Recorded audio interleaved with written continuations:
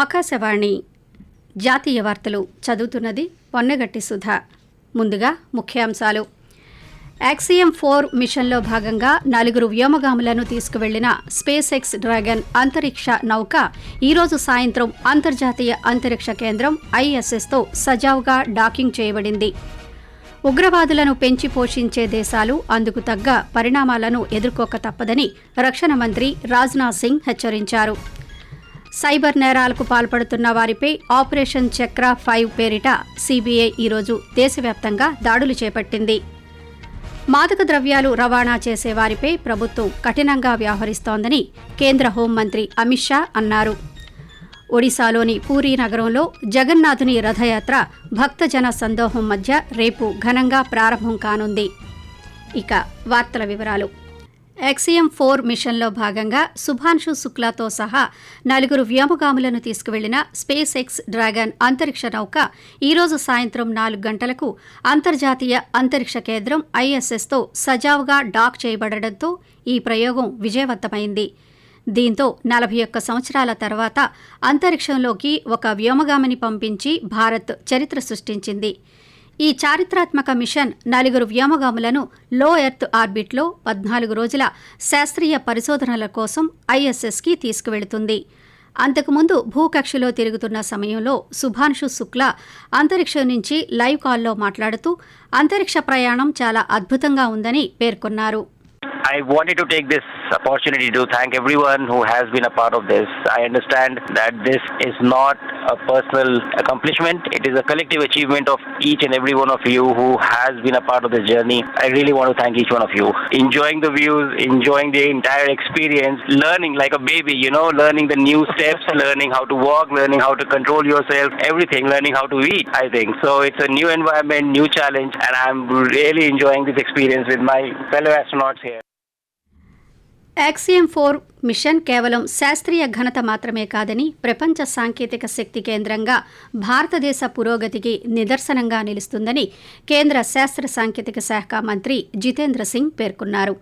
ఇది అంతరిక్ష ఆవిష్కరణలకు నాయకత్వం వహించడానికి దోహదపడే దేశ సామర్థ్యాన్ని బలోపేతం చేస్తుందన్నారు. ఈ మిషన్ విజయం సాధించడంతో ఆయన వ్యోమగాముల బృందానికి శుభాకాంక్షలు తెలిపారు. Happy to announce before time arrival, before the scheduled time that we held this morning. And now I think they are virtually standing, as I tweeted, they are virtually standing at the threshold entrance. And the next would be, of course, they are formally entering into the ISS, and they have also planned a formal welcome ceremony by those of the astronauts who are already there to actually formally, officially receive the 4 who are today going to be part of that expedition along with them. Cyber నేరాలకు పాల్పడుతున్న వారిపై operation చక్ర 5 పేరిట central bureau of investigation CBI దాడులు చేపట్టింది. దేశవ్యాప్తంగా 42 ప్రదేశాల్లో CBI ఈరోజు దాడులు నిర్వహించింది. మొత్తం 5 రాష్ట్రాల్లోని 42 ప్రదేశాల్లో దాడులు జరిపి 9 మందిని అరెస్టు చేసింది. UPI ద్వారా వ్యవస్థీకృత నేరాలకు పాల్పడుతున్నారని CBI గుర్తించింది.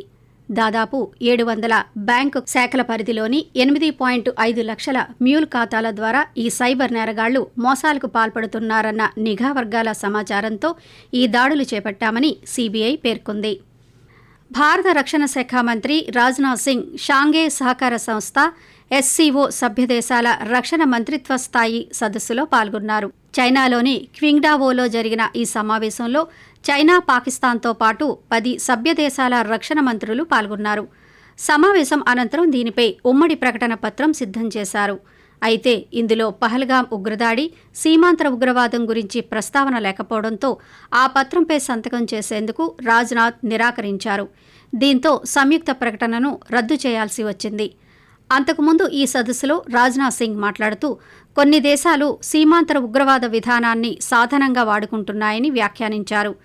తమ స్వార్థ ప్రయోజనాల కోసం ఉగ్రవాదులను పెంచి పోషించే దేశాలు అందుకు తగ్గ పరిణామాలను ఎదుర్కోక తప్పదని రాజ్నాథ్ సింగ్ పేర్కొంటూ biggest challenges that we are facing in our region are related to peace, security and trust deficit. On 22nd April 2025, terror group, the Resistance Front, carried out a dastardly and heinous attack on the innocent tourist in Pahalgam. India on 7th May 2025 successfully launched Operation Sindoor to dismantle cross-border terrorist infrastructure. India's zero tolerance for terrorism is manifest today through its action, and we have shown that epicenters of terrorism are no longer safe, and we will not hesitate to target them. Akashvani జాతీయ వార్తలు వింటున్నారు.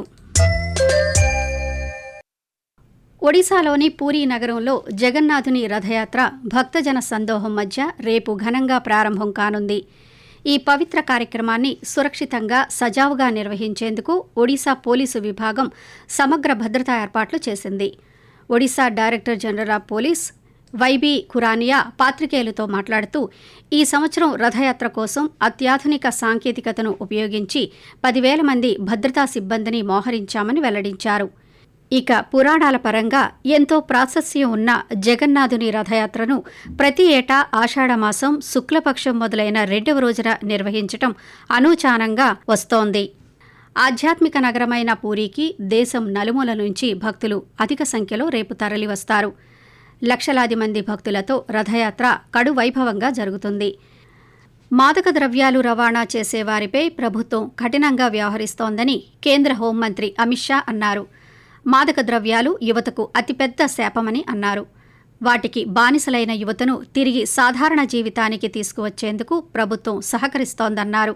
అంతర్జాతీయ మాదక ద్రవ్యాల దుర్వినియోగ వ్యతిరేక దినోత్సవం సందర్భంగా ఈరోజు సామాజిక మాధ్యమంలో ఒక ప్రకటన చేస్తూ నషాముక్త్ భారత్ కోసం కృషి చేస్తున్న యోధులందరికీ కేంద్ర మంత్రి శుభాకాంక్షలు తెలిపారు. అమెరికా వీసా కోసం దరఖాస్తు చేసుకునేవారు కొన్ని రకాల సమాచారాలను దాచిపెడితే మాత్రం వారి అభ్యర్థనను ఖచ్చితంగా తిరస్కరిస్తామని అమెరికా దౌత్య కార్యాలయం వెల్లడించింది. ముఖ్యంగా సోషల్ మీడియా సమాచారం విషయంలో దీనిని కఠినంగా అమలు చేయనున్నామని పేర్కొంది. ఆ తర్వాత అప్లై చేసుకున్నా వీసా వచ్చే అవకాశం లేదని స్పష్టం చేసింది. DS-160 వీసా అప్లికేషన్లో అభ్యర్థులు గత 5 ఏళ్ల నుంచి వినియోగిస్తున్న సోషల్ మీడియా యూజర్ నేమ్స్, హ్యాండిల్స్ను ఖచ్చితంగా వెల్లడించాల్సిందేనని ఒక ప్రకటనలో పేర్కొంది. ఆ దరఖాస్తులో ఉన్న సమాచారం పూర్తిగా వాస్తవం, సరైనదే అని సంతకానికి ముందే అభ్యర్థి ధృవీకరించాల్సి ఉంటుందని తెలిపింది. ఇక ఈ విషయంపై భారత విదేశీ వ్యవహారాల అధికార ప్రతినిధి రణధీర్ జైస్వాల్ స్పందించారు. భారతీయ పౌరుల వీసా దరఖాస్తులన్నింటినీ మెరిట్ ఆధారంగా పరిగణించాలని ఆయన పేర్కొంటూ We have seen the guidelines issued by the US side, the US Embassy here, US government, regarding providing details of social media identifiers in visa applications. But it is our belief that visa applications of Indian nationals should be treated on the basis of merit, and we remain engaged with the US side on all mobility issues and consular issues to ensure that the legitimate interests of Indian nationals are safeguarded. రాజకీయ పార్టీగా నమోదే ఎన్నికల్లో పోటీ చేయని పార్టీలను గుర్తింపు పొందిన జాబితాల నుంచి ఎన్నికల సంఘం తొలగిస్తోంది. 2019 నుంచి ఇప్పటి వరకు గడిచిన 6 సంవత్సరాల్లో ఒక్క ఎన్నికల్లోనూ పోటీ చేయని 345 గుర్తింపు లేని నమోదిత రాజకీయ పార్టీలను గుర్తించి వాటిని తొలగించే ప్రక్రియను ప్రారంభించింది. ఆయా పార్టీల కార్యాలయాలు కూడా ఎక్కడా లేవని గుర్తించడంతో ఈ నిర్ణయం తీసుకున్నామని ఎన్నికల సంఘం పేర్కొంది.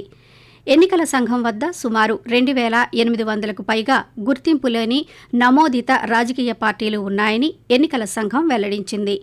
కాగా ఒక రాజకీయ పార్టీ గుర్తింపు పొందాలంటే సాధారణ ఎన్నికల్లో కనీసం 6% ఓట్లను లేదా నిర్దిష్ట సంఖ్యలో సీట్లను గెలుచుకోవాలి. ఆకాశవాణి జాతీయ వార్తలు ముగించే ముందు ముఖ్యాంశాలు మరోసారి. యాక్సియం-4 మిషన్లో భాగంగా 4 వ్యోమగాములను తీసుకువెళ్లిన స్పేస్ ఎక్స్ డ్రాగన్ అంతరిక్ష నౌక ఈరోజు సాయంత్రం అంతర్జాతీయ అంతరిక్ష కేంద్రం ISSతో సజావుగా డాకింగ్ చేయబడింది. ఉగ్రవాదులను పెంచి పోషించే దేశాలు అందుకు తగ్గ పరిణామాలను ఎదుర్కోక తప్పదని రక్షణ మంత్రి రాజ్నాథ్ సింగ్ హెచ్చరించారు. సైబర్ నేరాలకు పాల్పడుతున్న వారిపై ఆపరేషన్ చక్రా 5 పేరిట CBI ఈరోజు దేశవ్యాప్తంగా దాడులు చేపట్టింది. ఆకాశవాణి జాతీయ వార్తలు ఇంతటితో సమాప్తం. రేపు ఉదయం 6:45 ప్రాంతీయ వార్తలు వింటారు.